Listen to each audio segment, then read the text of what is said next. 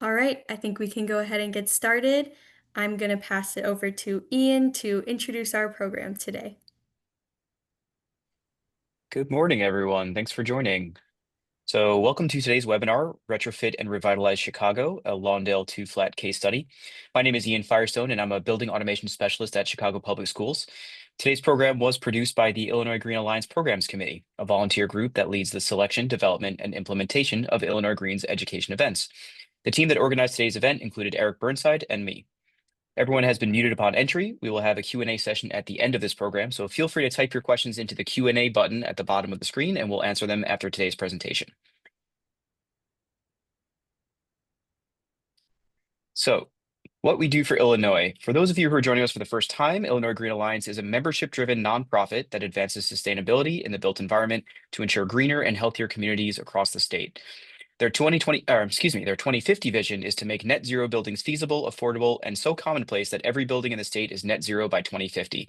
They accomplish this work through three key pillars: educating building industry professionals through webinars, panels, and tours, advancing policy to scale energy efficiency and net zero adoption, and demonstrating that high-performance buildings can work anywhere. Their members represent every sector in the building industry, from architects and engineers to building owners and construction professionals.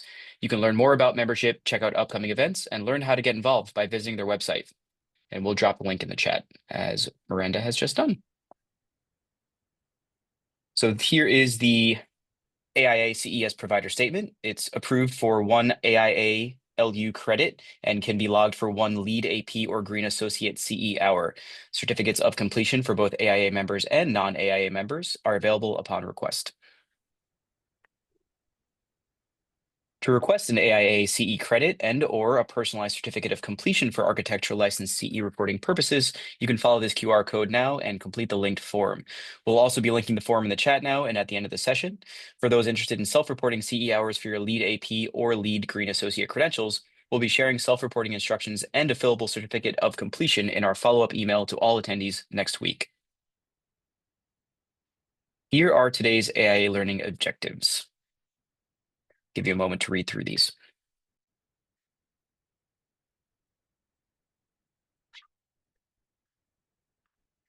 And before we get started with the chat itself, we want to thank Illinois Green sustaining sponsors who make all of this work possible. Special thank you to the gold level sponsors ComEd, USGBC, and Sloan. If you and your organization want to commit to advancing Illinois Green's vision for a net zero future in Illinois, visit their sponsorship page to start a conversation today. Now, let's get started with today's program. I'd like to introduce you to our speaker, Marcus De La Fleur, a landscape architect at De La Fleur LLC in Chicago. He received his horticultural degree from the School of Horticulture at the Royal Botanic Gardens, Kew, and obtained his master's in landscape architecture at the University of Sheffield in the UK. He has contributed to the design of multiple large-scale sustainable projects in the US, some of them LEED registered or certified, and has extensive field experience in sustainable technologies through his past work in Germany, Switzerland, and Great Britain. In addition to his work helping homeowners with sustainable stormwater management projects and native gardens, he dove headfirst into the field of green buildings with a project to convert his 100-plus-year-old Chicago 2-flat into a net zero energy building. He has a deep passion for everything sustainable in the environmental, economic, and social sense, and continues his advocacy through presentations on sustainable stormwater management and his personal experience with net zero. And please remember, we will have a Q&A session at the end of the program, so feel free to submit your questions using the Q&A button at the bottom of your screen, and we'll do our best to address them all at the end. And with that, I'll pass it off to Marcus. Thank you so much. I appreciate it. Let me get set up here. All right, everybody. Thanks for attending today. Oops. Let me get my screen up right here. There we go. As you actually have heard, I'm a landscape architect specializing in sustainable stormwater management. And in that capacity, I have worked on a number of LEED registered projects in the past. And in the process, I have become familiar with green building principles and the technologies sort of by osmosis. And when we bought our home in North Lawndale, half a block from Douglas Park back in 2009, it was clear to me and my wife, Kathy Heiberg, that the only sustainable way forward in the environmental and economic sense was to convert the building from an energy hawk into hopefully a net zero energy building. Now, our building is a 2-flat that now has 3 units totaling 4,500 square feet in floor space, and it was built in 1902. so 100 plus years old. Looking at the typical energy consumption of homes, we got a clue to where we could get the biggest bang for our buck. Because around half of our energy goes into space conditioning, we realized that the improvements to the building envelope would allow us to bring down that energy load or the space conditioning load. So that meant improvements to the basement floor, foundation walls, or the other exterior walls, holes in the walls such as windows, doors. There are other holes in the walls like for range hoods. There's the attic, there's the roof, you name it, everything that's building envelope. So the road to net zero required the diligent combination of insulating and air sealing, and then subsequently we get the load reduction we were looking for. At the beginning of the project, we gathered some baseline data, which included a blower door test. Turned out we didn't have a building. What we had was a giant colander. At 50 Pascal depressurization, it leaked around a whopping 5,000 cubic feet per minute, which would be roughly equivalent to having like a 22 by 22 inch hole in the wall year round, no matter how hot or how cold it is. Now, this is actually fairly typical for a building like ours that date back to the turn of the century. Now, while investigating insulation and air sealing strategies and materials, we had to be very mindful about proper moisture management. So whatever the wall assembly and its materials, the key is to maintain the drying potential into both directions, that is the interior and the exterior, to avoid structural issues, condensation issues, and then subsequent mold issues. We commissioned an energy model and we ran it several times with various insulation air sealing scenarios, taking into consideration any architectural and physical limitations until we landed results that could put us on that path towards net zero. A flash embed strategy seemed to get us towards that goal. Remember, this was back in 2009. Shown here is the first floor wall assembly with 1 inch of closed cell foam uninterrupted across the exterior walls, followed by an uninterrupted layer of 2-inch open cell foam, and then the 3.5-inch rock wool beds in the interior framing. This assembly was delivering the needed R value or insulation value and should allow us to reach an air tightness of 3 air exchanges per hour at 50 Pascal. Altogether, it would result in an estimated heating peak load of 37,500 BTU for the whole building for the 4,500 square foot of floor space, and that number included domestic hot water. So this was sort of the baseline we could work off. This meant we had to get to all the exterior walls from the building interior, making room for insulation, finding all the real and potential air leaks, which basically means gutting the building down to the exterior walls and starting over. And believe me, in that process, we found plenty of deferred maintenance items that simply had been covered up and had been eating money for years. So that alone was worth the process. And I could give a whole presentation on construction waste management itself and our concerted effort to reduce landfill waste by sorting and separating materials, recycling what we could, salvaging and repurposing material, and we got pretty good at it too. Now, with the building gutted, we were hunting down all sorts of thermal bridges, big and small, and eliminated them. The ones we could not eliminate were the floor joists that were pocketed into the masonry walls. And we subsequently framed out the interior walls to hang the drywall. The framing will also hold the rock wool insulation, as we see in a minute. We started off with that uninterrupted layer of closed cell foam across all the exterior walls for air sealing. That then was followed by the uninterrupted layer of open cell foam.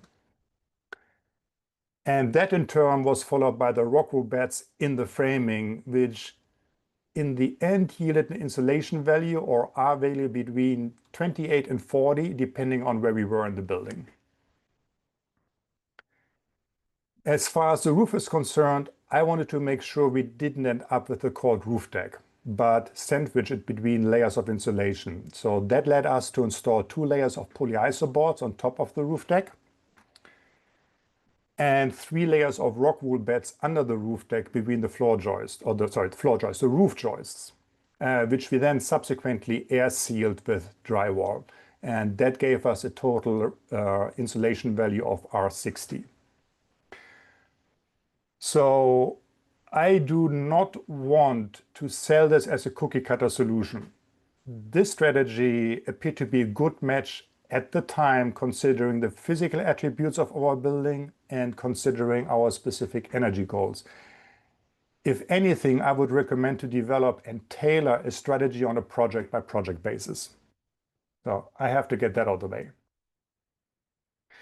Because there are other insulation materials out there aside from what we use. Take the dense packed cellulose, cotton beds, the good old fiberglass beds. And these days, there are also alternative air sealing products out there and strategies available. In short, there are more options out there beyond what we did that would be worth considering. Let me switch gears here for a minute. So most of us in the green building industry know of the gap that exists between conventional construction and the nuances of green building construction, and the challenge of finding contractors who have embraced green building methods and made them their own. Now, even though green buildings have been a thing now for a good 20 years, contractors that have what I would call green building competency still seem to be an exotic and rare species, so to speak. Now, one can still get the job done with a less exotic contractor, but it requires some extra supervision and hand-holding. Now, take this plumbing example. I specified that all copper lines, the cold and hot water lines, will be insulated, and that I will need room for the pipe insulation to fit over the pipes. Yet, when I look away for a minute, I find the plumbing line right up against the stud. It's amazing, but also in a way understandable, how hard it is to shake off some of those old construction practices. By working closely and frequently with the contractors on quality control, we were largely able to solve these problems, but it came at a cost because it was an extra time commitment. So some contractors were more open to this coaching than others, but those that were open to it, they were amazing to work with. And it became a two-way street in that they caught things that I had missed, which was greatly appreciated. And there was another challenge that has demographics at its roots. It comes by the name of service area. For example, we are smack bang in the middle of Chicago's West Side in North Lawndale. More than once, I was told that the zip codes to our west and our east were in the company service area, but that our zip code wasn't. Now, I leave it to you to figure out the meaning of that. Luckily, there was a solution to the problem. I started looking for contractors in zip codes that were outside of the typical service areas, and I have to say I run into some amazing people like Percy Harrison, our electrician at Harrison Electrical, or take Christopher Mohammed, Going Green Home Solutions, our HVAC contractor. And then sometimes you find contractors that care about your business and not what part of town you're living in, like Lisa Arbeck at Albright Solar, our solar PV contractor, or great people to work with. Back to the building envelope of our project and those pesky holes in the wall. Finding the appropriate and reasonably priced window is a science on its own. The rule of thumb, windows should correspond to the insulation assembly, because what's the point of having an airtight and well-insulated wall and then have drafty and leaky and cold windows? Pay attention to the NFRC label, which lists the performance metrics on the windows. And yes, U factor, solar heat gain coefficient, visible transmittance, all important values. However, I would recommend to start with the one value that's often omitted, that's often not showing on the label, and that is air leakage. If it doesn't show on the label, ask for it. A leaky window can entirely compromise its insulation value, so what we want is a window that's as airtight as it can be, and 0.2 cubic feet per minute per square foot air leakage is generally considered airtight. Which means we also should talk about window styles. The more moving parts a window has, the greater the potential for air leakage, and double hung and sliders are the worst offenders here. Windows that crank open and push into a jam gasket when closed have a relatively good air seal. We have tilt and turn, awning, casement windows. Then we have windows that have no moving parts and that have the least air leakage potential, such as picture windows or fixed casement. And installation is critical in that you want to make sure to properly air seal around all windows. Our replacement windows were triple glazed and airtight. We opted for a combination of fixed casement with awning windows for the first and second floor. The bathroom and kitchen on the first and second floor were fitted with casement windows to maximize the manual ventilation potential. And we used airtight double hung windows in the garden unit because of the window guards on the outside. So now that we had tightened up the building envelope, it was time to run the blow-out test again. And our results dropped from the previous 13.9 air exchanges per hour at 50 Pascal to 0.62 air exchanges per hour, which to our delight was well below the 3 air exchanges per hour we use as a baseline in our energy model, or the 1.5 air exchanges per hour that I personally had been hoping for. We went from that 22 by 22 inch hole in the wall down to a 6.5 by 6 inch hole in the wall, and I can report that this made a huge difference in terms of comfort. Largely because we also installed a good ventilation system, which is non-negotiable at this level of airtightness. Let me say this again. A ventilation system, a good ventilation system, is non-negotiable at this level of airtightness. This level of airtightness requires a fresh air supply to maintain safe and healthy level of indoor air quality. There are 4 common ventilation options. Manual ventilation, i.e. you open the window, which comes at a big energy penalty during peak heating and cooling season. Now, nevertheless, I recommend to always include this option as a fallback in case your mechanical option breaks down. We have the exhaust-only option, like bathroom fans or rain hood. This option depressurizes the building, which has the potential to lead to condensation issues in the wall assembly during the cooling season. And it also comes with an energy penalty because we are drawing in unconditioned air to make up for the exhaust air. There is the central fan integrated option that's paired with air handlers. This option pressurizes the building, which has the potential to lead to condensation issues in the wall assembly during heating season. And it also comes with an energy penalty because we are drawing in unconditioned air. And there are balanced ventilation systems. We are basically talking about energy recovery ventilators, and as the name suggests, we are not depressurizing or pressurizing the building, and reduce the energy penalty by recovering the latent and sensible energy, again as the name suggests. Now, at the heart of the energy recovery ventilator is the energy core, where the latent and sensible recovery takes place, or in other words, where the thermal energy and the moisture exchange take place.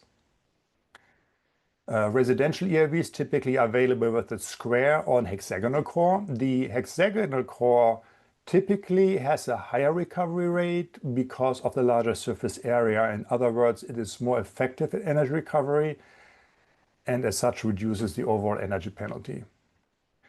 Now, we compile performance data from the Home Ventilation Institute on higher performing ERVs to help us with the product selection. And we opted for the Panasonic IntelliBalance for the first floor apartment that came with an adjusted sensible recovery efficiency of 86% at 32 Fahrenheit and then 69% at minus 13 Fahrenheit. It has this hexagonal core in a vertical position at the center of the unit. And for the garden and second floor apartments, we opted for the Brown. This one came with an adjusted sensible recovery efficiency of 86% at 32 and then 67% at minus 13. Now this one, it has the large hexagonal core in a horizontal rather than vertical position, which I have removed here for better visual. Now this is where all the magic happens in that core.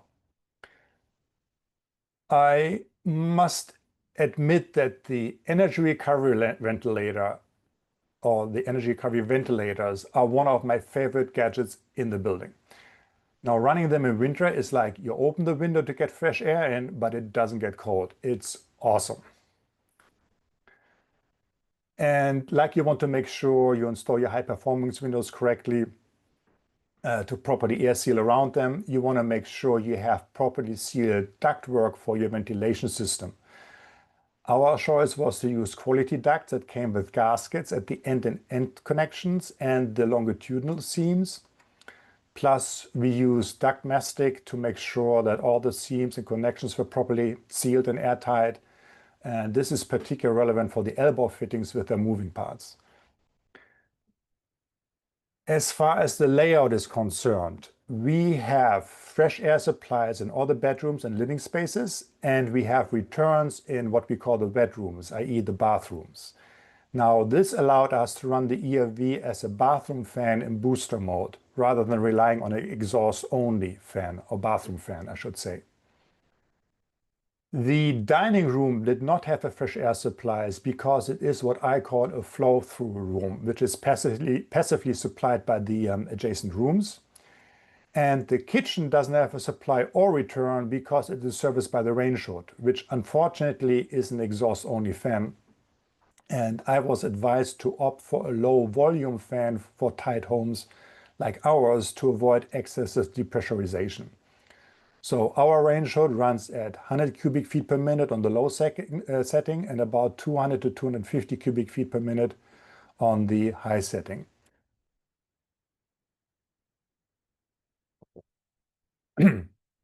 A high-tech solution to avoid depressurization when you run your range hood would be a dedicated makeup air supply system, and that would run along with the range hood.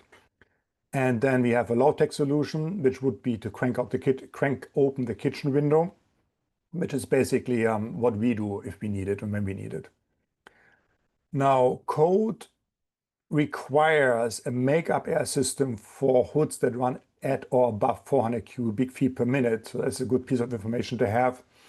And I also should mention that it is generally not recommended to have a return for your balance system in the kitchen to prevent cooking fumes from clogging up your ERV filter or core. Looping back to where we started, the space conditioning. To meet our estimated heat peaking load of the 37,500 BTU, we installed a small modulating gas boiler back in 2010 that powered our hydronic heating system, which is a radiant floor slab in the basement apartment that runs at 120 degree Fahrenheit supply temperature, and small steamboat radiators for the first and second floor units, not cast iron radiators, because we could run steel baseboard radiators also at a supply temperature of 120 degree Fahrenheit. In 2016, we were able to switch from the hydronic heating system as our primary source to an all-electric air source heat pump, which provides us with heating during the cold season and cooling and dehumidification during the summer months. When I was looking for a cold climate heat pump with a high CS rating, there was no shortage of them. However, digging more into the CS rating, I noticed that ductless mini splits run often more efficient than multi-zoned or ducted heat pump system. And to determine what heat pump system matches our needs, we got into the issue of right sizing. We didn't want an undersized system for the obvious reasons, and we didn't want it to be oversized because that would get us into the issue of short cycling and insufficient dehumidification during the cooling season, which appears to be a common complaint. So we at Ego Achievers run another energy model for us, this time based on as-built conditions, which indicated that we need a 12,000 BTU heat pump for the first and second floor respectively, and a 9,000 BTU unit for the basement apartment. It appeared that we could get away with a simple ductless mini split per apartment, and we found Fujitsu cold climate ductless mini splits that had the corresponding capacities, largely because of our well-insulated and airtight building envelope and our energy recovery ventilators. And why specifically Fujitsu? Their mini split product line had the highest moisture removal capacity when compared to other products, and I was very concerned of keeping relative humidity during cooling season at a comfortable level, and this in the end sealed the deal for us. We located the indoor unit on the first and second floor in the center of the building, which is the dining room. Now, unlike with the baseboard radiators, this does not give us perfectly even temperatures across the 1,500 square foot floor space. During the coldest days in the winter, we have encountered a 4-degree difference to the front, only 2-degree difference to the back, probably due to the waste heat from the kitchen. And during normal winter temperatures, the temperature difference is about 1 or 2 degrees. During the dark days of summer, the temperature difference is about 2 degrees between the front and the back compared to the center. But key is that the mini split provides that all-important dehumidification, keeping relative humidity at or below 55%. Now,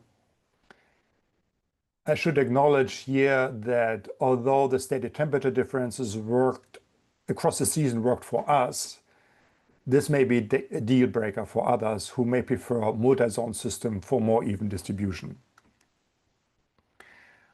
Running the mini split in heating mode has been as expected. I can report that it still did provide heating at sub-zero temperatures, although the unit loses a little bit of efficiency once we get temperatures under 20 Fahrenheit. It even powered us through several significant cold spells, and I noticed that once temperatures drop below minus 5 Fahrenheit, then the outdoor compressor starts to struggle. Once we got to minus 15, the air coming out of the indoor unit was more warm than it was hot, but it still managed to keep us warm. If we take February 2021, we had an extended cold spell. You can see that our 12,000 BTU first floor mini split gobbled up over 20 kilowatt hours per day when temperatures were around zero. We have the kilowatt hour axis to the right here and the temperature axis on the left. However, once we were in a more typical temperature range, the electrical use dropped to or at 10% or 10 kilowatt hours per day. Oh boy, this feels like running a data center on our Pentium processor. Tsunami information, I can't get out quick enough, so bear with me. Running the mini split during the summer, I'm delighted to report that it provided sufficient dehumidification, which was my biggest concern. And as a matter of fact, our cooling load appeared to be low enough so that we can run the mini split almost exclusively in dry mode, not cooling mode. So dry mode means that the coil is slightly cooler than usual and that the fan runs at a low speed to maximize moisture removal. When in dry mode, there's hardly any cycling going on, which is what we want. So dry mode is the most efficient setting for our mini splits during cooling season, and the right sizing of the heat pumps really did pay off. If we take August 23, when temperatures climbed up to 100 Fahrenheit, on August 24th, we can see the mini split electrical use spiked to above 10 kilowatt hours per day. And while it used only around 5 kilowatt hours or less during the more typical summer temperatures. Additional hacks I can report. The indoor unit again is in the dining room, where we also have a nice Energy Star ceiling fan. And I noticed that we get much better temperature distribution when I ran the ceiling fan on the low setting along with the mini split. During heating season with an updraft and during cooling season with a downdraft, preventing hot air from getting caught under the ceiling and cold air being trapped on the floor. That really helps. We also have a very small efficient DC floor fan, which we sometimes use in the winter or summer months to actively push the conditioned air into the front of the building, which helps to reduce the temperature difference that I reported earlier. So now that I have been bragging about how marvelous everything works, let's talk about what doesn't work quite as well as I would like. Our garden apartment has an open floor space, which makes it much easier to get an even temperature distribution. We again have placed the mini split indoor unit in the central location, and there are no problems during heating season. And despite the fact that basements in old buildings like ours typically have a relatively high humidity load, we still managed to keep humidity levels around 35% as long as we had the ERV running at the right ventilation rate. Keeping temperatures at a comfortable level during cooling season is no problem either. However, to maintain relative humidity at or below 55% during cooling season, I have to run a Energy Star dehumidifier on occasions, but it still has a large energy draw, about 250 watts. Now that's an energy load I would rather not have. And I think one of the key issues is that the basement apartment is at least half below ground, and it takes forever to heat up enough during cooling season so that the mini split would run for extended periods of time, which in turn would help a lot with the moisture removal. So even in dry mode, the mini split is effectively short cycling for most of the summer. So it looks like the mini split is right size for heating, yet oversized for cooling, and I'm not entirely sure if or how we could have done better here. Let's look at big picture performance metrics. After all the improvements, our kilowatt hour consumption per apartment on an annual basis is about half of that of the Illinois average. And remember that our kilowatt hour consumption includes our winter heating. The key here to focus on is 2020 because it was the only one year where all the heating was provided by the mini splits. The following years are a little bit more fuzzy because our tenants used on occasion the hydronic heating system, which is powered by the gas boiler. Bottom line, it was our laser sharp focus on the building envelope improvements that got us to this level of load reduction. It now made sense to look at the installation of a grid-tied photovoltaic roof array because it had the potential to cover all electrical needs for the whole building. And we ended up installing a 8.58 kilowatt hour system with the ability to expand it in the future if needed. So this last step, the PV roof array, was the one that put net zero energy within our reach. But again, only because of the building envelope improvements and the subsequent overall load reduction, which had to come first. Since our system came online, that's the photovoltaic system, in late December 2019, the annual yield hovered around 11,000 kilowatt hours, depending on weather conditions. The annual electricity load for the whole building, all 3 units, was as high as 13,422, in 2020. That was the year where all the heating was provided by the mini split, and then as low as 10,300 kilowatt hours in 22. Our consumption outpaced our electric production, notably in 2020, but also in 21 and 22. And then in 23 and 24, we started to run a surplus, which was great. At this pace, we are $333 ahead and making our money back on the initial investment into our PV system, and are on track to reach positive territory in about 2.5 years by 2027. And from then on, and for another 23 years, assuming that the array will last for 30 years, it's all savings that go back into our pocket and that I can set aside to pay for future service or repairs for the system. Looking at our bills for the first 4 years since the PV array came online and calculated on a per apartment basis and based on our net metering agreement with ComEd, the annual total for 2020 ran as high as $134 and as low as $47 for the year 23. If the building would not have had the solar array, annual cost per apartment would have been as high as $526 in 2020 and as low as $482 in 21. Now this speaks to the savings we can attribute to the PV roof array.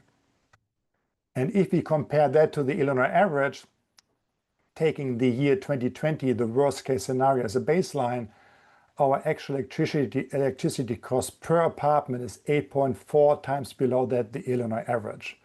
Now, these numbers speak to the savings we can attribute to the building envelope improvements. Having those cost savings is really nice.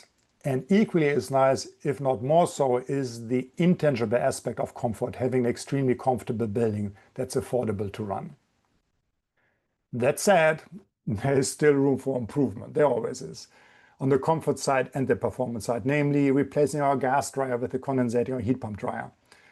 Not that we use our gas dryer a lot. We prefer to line dry our laundry, weather permitting. Replacing our gas stove with an induction stove, which will lead to a big additional indoor air quality improvement and eliminates another gas appliance. And then last but not least, replacing our gas boiler with an air-to-water heat pump, which would get us to all electric and would allow us to use the hydronic heating system again, this time powered by our PV roof array and not natural gas. Let me share 3 basic lessons learned on this project. As mentioned earlier, I did not expect that finding the right contractors would be such an effort. But once you found one, you really want to hold on to them for dear life.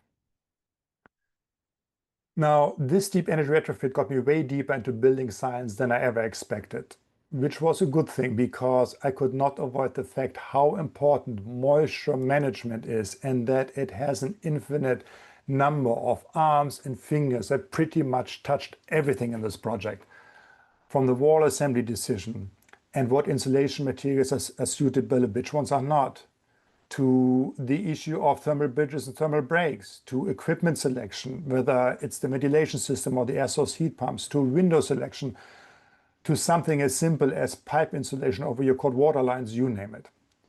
Moisture management was always lurking in the background. All right. We seem super focused on green building technologies and how they can help us to reduce our carbon footprint. What we don't talk about much is how user behavior can quickly and easily erase any hard-gained efficiencies. This, in part, may be rooted in old ingrained habits, which may be going back to living in drafty buildings with something like forced air, with these marked temperature swings between the on and off cycles, sometimes several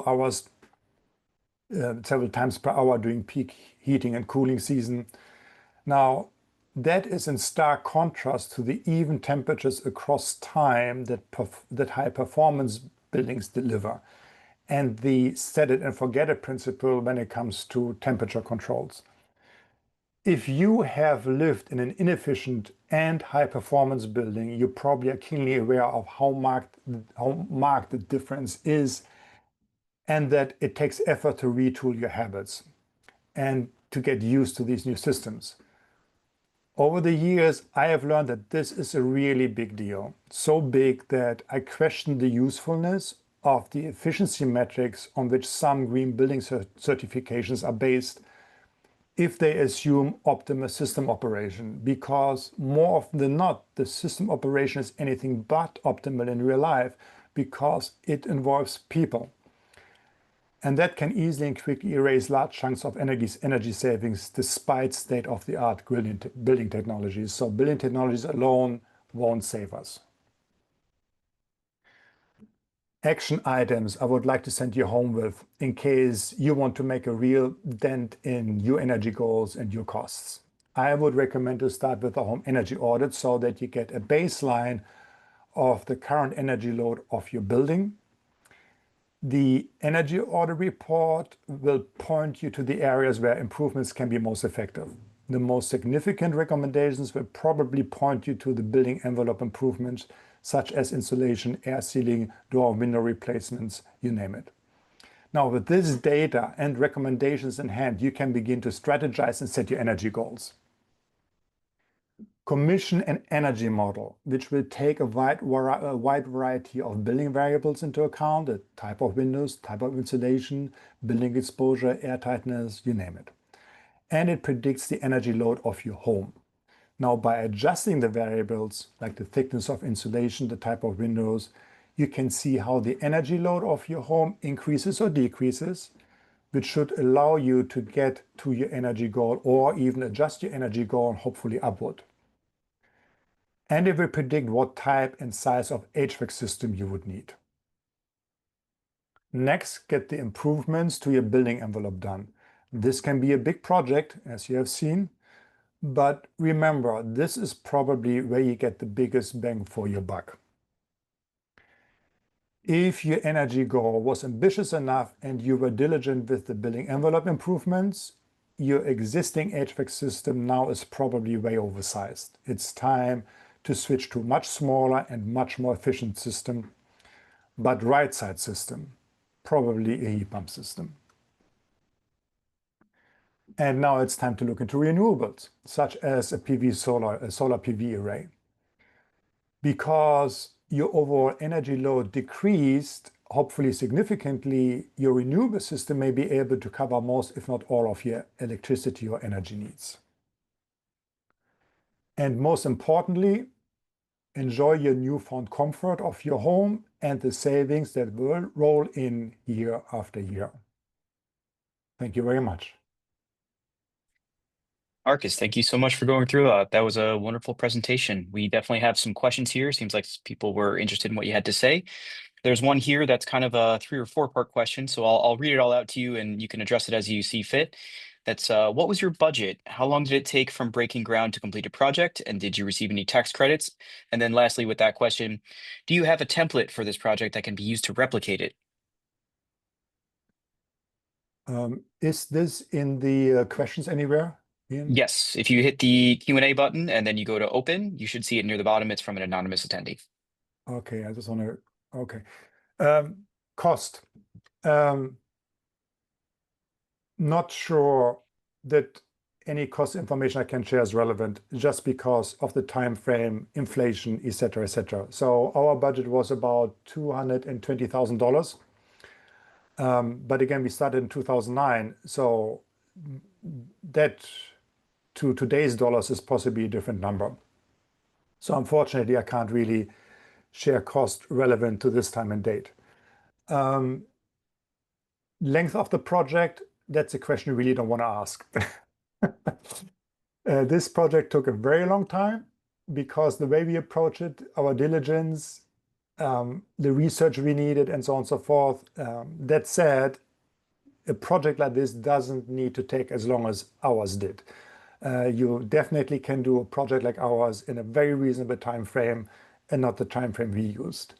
What were the other 2 parts of the question, Ian? Tax credits, did you receive any incentives or grants? Thank you. Yes.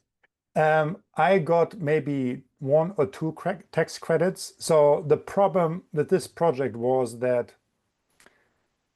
each time we started putting a technology in, and 2 months later, a tax credit came out. But you only could get the tax credit if you first applied and then started the technology. So this was the story of this project. We started insulating, and then 2 months later, there was a tax credit available. We started this, and 2 months later was a tax credit available. So we always were just as 1 step ahead of those tax credits. So I may have gotten 1 or 2, and that was it. Gotcha. I'd like to just bring anyone's attention who hasn't been to this site before that you can look up tax credits on desireusa.org. It has federal, regional, all kinds of incentives, grants, tax credits that you can look up for any kind of project you might be working on. So keep an eye on that. And as Marcus mentioned, make sure that you go through that and submit any applications or pre-applications before you purchase any hardware. That's usually pretty important. All right, And we'll go to on another the question. Oh, yes. oh, sorry, on the template side, that was the last thing there. Yes. Again, there isn't really that much of a template other than, these are the steps I would recommend in the sequence I would recommend. But you find a lot of detailed information and on our experience and on our decision making in the blog that I think there's a link somewhere that is shared. And maybe in the Yes. follow-up email, we can send you 2 specific links to 2 specific blog posts that basically talk about how to start a project like this and how to think through this project. Great. And I'll share that. I have that open, so I'm going to share that specific one as well. There are two questions here that talk about the heating and cooling system. I'm going to kind of pose them to you together. One says, can you explain further how the air supply system works in conjunction with the heat pump system? And then another mentions, let me scroll up to it. Where does the condensate go with the units installed on an interior wall? Okay, the ventilation system and the heat pump system first. They are two independent systems.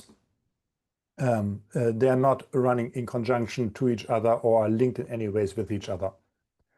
The heat pump system we turn on when we have a cooling need or a heating need.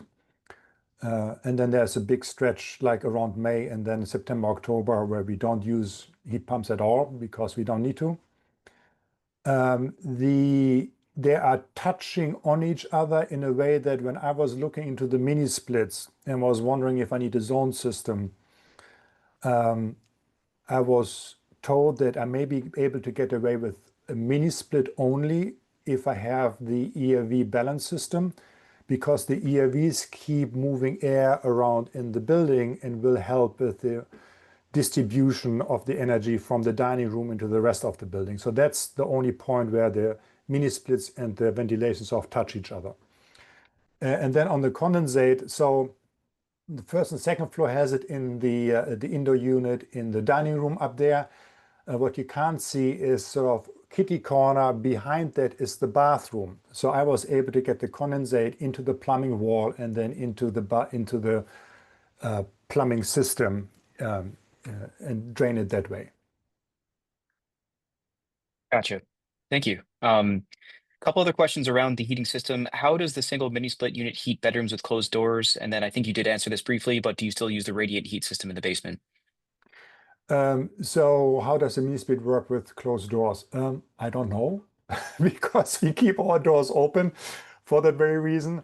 On occasions, I do actually close the bedroom door when it's nice night temperature out, and I'm okay for the bedroom to get cold, but I don't want to get the rest of the building get cold. But usually in our house we have like the doors open, and that helps with the temperature distribution immensely. Again, this is something that works for us. This is something that may not work for everybody. The basement is much easier because there's an open floor plan. If you have a project with an open floor plan, it's easy peasy.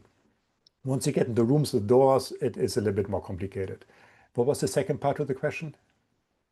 The other one was regarding the radiant heat system in the basement. It seemed like you're still using that for that unit. Yes and no. Actually, no. Uh, the basement is now heated by the mini split. So is the first floor, our floor, and then so the basement is tenants. The second floor is tenants, and then the tenants can have access to the hydronic heating system and may choose to use that when they like. I don't have control over that. What I can say is that I haven't turned the hydronic system for the first floor where we live, haven't turned this on for years. Gotcha. And then we have a couple of questions regarding the insulation. The first one that came in was early on when you were describing how you were doing the reframing. Was the structural integrity of the existing roof joists analyzed or considered before adding the additional load of insulation? Yes. Well, okay. That insulation that additional insulation isn't a lot of load. That said, when it comes to these kinds of things, you always want to talk to a structural engineer. No matter how light you think the insulation is. So structural engineer is non-negotiable here. With this specific project, I had a structural engineer involved no matter what, because I was actually looking at the possibility of putting a green roof up on the roof. And my question was, does it need improvements? And if yes, is it $500, $5,000, or $50,000 we're talking about here? So consulted with structural engineer, turned out it was about $5,000. So I like, okay, let's go ahead. Let's put those improvements in. So if I want a green roof up there in the end, I can have it. With that additional load taken into consideration, then the PV system or the insulation, they're a fraction of the roof load that I can put on there for the green roof. So that was not a problem. But when you go to permitting, the city wants to see that anyways. So they want to make sure you have the load capacity. Ironically, what I noticed is when we did the roof tear off, I had about 2.5 to almost 3 inches of roofing on there. So there was never a roof tear off done on this project. It started at the very bottom with the first roofing that was on the building. And if you know roofing a little bit, you know how heavy that stuff is. So the 2.5 to 3 inches of roofing was already touching on the 80 pounds per square foot that I wanted for the green roof. So that was already on the roof to begin with. So there's of interesting things you run into with existing buildings like that. That's interesting. We had a question regarding the built out of the envelope portion. Where's the vapor barrier layer in the wall assembly? There is none. Um, I do not want a vapor barrier in old buildings like this because the moment I put a vapor barrier in, I start trapping moisture. So you want to, with old buildings like this, you really want to maintain the drying potential to the interior during the winter season and during the cooling season, and the exterior during heating season. If you put a vapor barrier in, you stop that moisture vapor transfer. The vapor hits the vapor barrier, has the potential of accumulating and then condensating there, and that becomes a big issue. And that's why I had to be really, really careful about the closed cell foam I used. Because if you apply closed cell foam and you pick the wrong product, or right product for that matter, in my case, the wrong product, you would get a vapor barrier with the closed cell foam. So I had to pick a closed cell foam that was at best a vapor retarder, but not a vapor barrier, because I had to maintain the drying potential to the inside as well as to the outside. A very critical point. And for that reason, you don't have any concerns around masonry degradation, right? Because it allows it to breathe. Allows it to breathe is how we commonly talk about it. Physics is a little bit more complicated. But yes, and I mean, I went out on a big old limb in 2009 because there wasn't information out there about the drying potential and how you maintain it and what it does to masonry as it is now or these days. But it sounds like I did it right. But I was definitely walking the edge there. So I'm still frequently expanding the masonry walls, look at where, the mortar may start to degrade and realize that that may be a spot I need to look into. But the key thing is if you maintain the drying potential correctly, you shouldn't run into issues of masonry degradation. And if you see masonry degradation, then it basically points you to that you have a moisture issue just at that point. Gotcha. We got a couple of questions here around climates. So the first one, pretty broad. In terms of heating, are additional recommendations for individuals living in colder climates? Not entirely sure that I can answer that. I know there are cold climate heat pumps out there. I know that the technology is constantly evolving. Our heat pump was rated to -5 Fahrenheit, that is. It still has been running at -16 during that polar vortex in 2019, I think it was. But like I said, the air coming out was warm, not hot. And all the efficiency of the heat pump went out the window. It basically ran at a COP of 1 at that point. But I'm digressing here. So there may be products out there that may be more suitable to cooler climates than what we have here in Chicago, but I'm not necessarily the best person to talk about that. And And I would the keep, units that you have, apologies, the units that you have are rated down to -13F, is that correct? well, they are rated to -5, but what I Okay, notice is if it drops, I mean, we had, nights where it went to -10 and stuff, that still do the job. It's not like if they say rated to -5, it's not that the unit at -5 turns off and you're on your own. It keeps running. It just keeps running extraordinarily inefficiently at that point. At that point, you have a COP again, a one-to-one. It's almost like, heating with resistant heat. sure. Okay, I think we've got probably enough time for a couple more questions, maybe one that you can answer in depth. And I think we got a really great question here from Eric. I'm going to read this all out to you. Given how prevalent buildings like yours are, especially in Chicago, are we currently relying on homeowners to be as self-motivated as you to become building scientists? In your opinion, what might be done to flatten the learning curve? Doesn't need to be easy per se, but I imagine what you've presented to be quite daunting to many. I hope it doesn't need to rest all on the homeowner's shoulders like it did on us. And then, I'm a weirdo and that I'm a nerd. So I wanted to get my toes into this one. I was interested in the building science. So this wasn't forced up on me. I was gladly engaging with this one. I was gladly stepping in there. So was my wife. So we were in it for it. But it doesn't need to rest all on you if you get the right consultant team with the right consultants who can, figure out the energy modeling, the home audit, the structural stuff, the architecture permitting. You should have a team that takes care of that for you.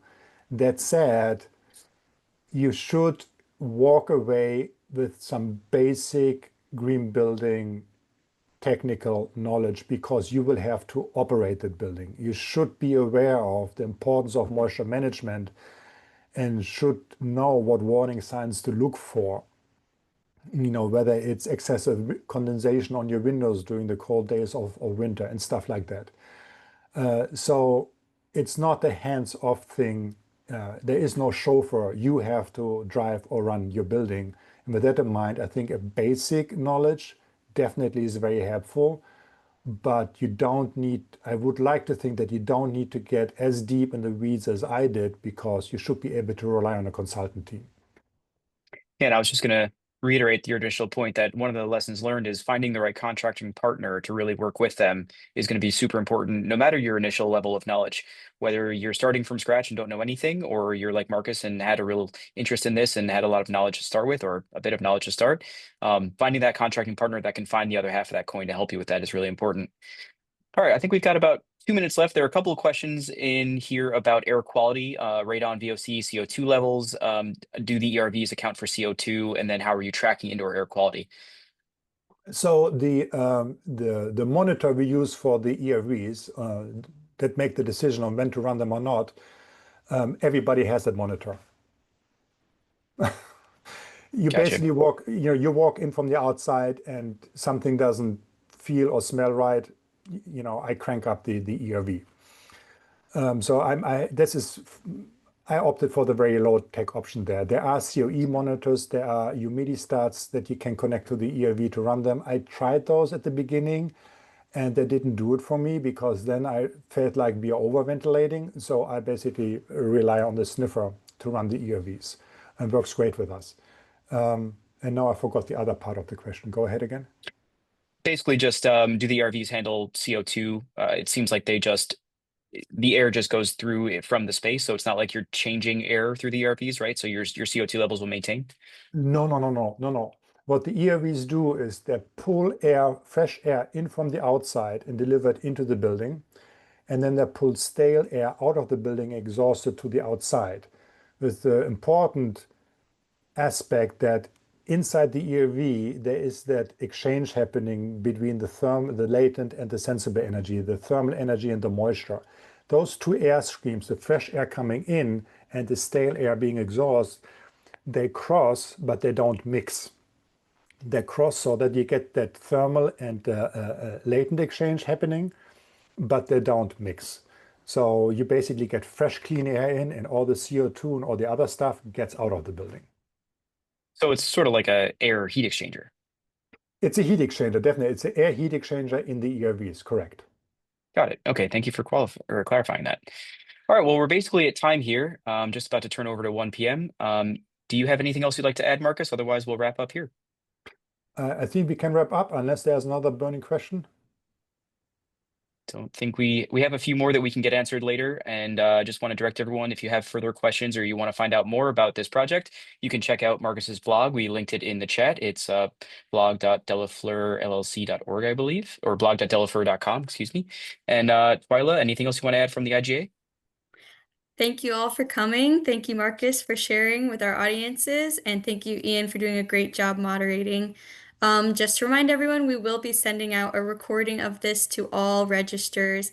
Afterwards, we'll also put this recording on our YouTube page so you can find it there. And we'll also see if Marcus has a time to answer some of the unanswered questions. We can try to include some of those in our follow-up if possible as well. So yeah, thank you all for being here and have a great rest of your day. Thank you. Bye, everyone. Bye, Thanks for coming. everybody.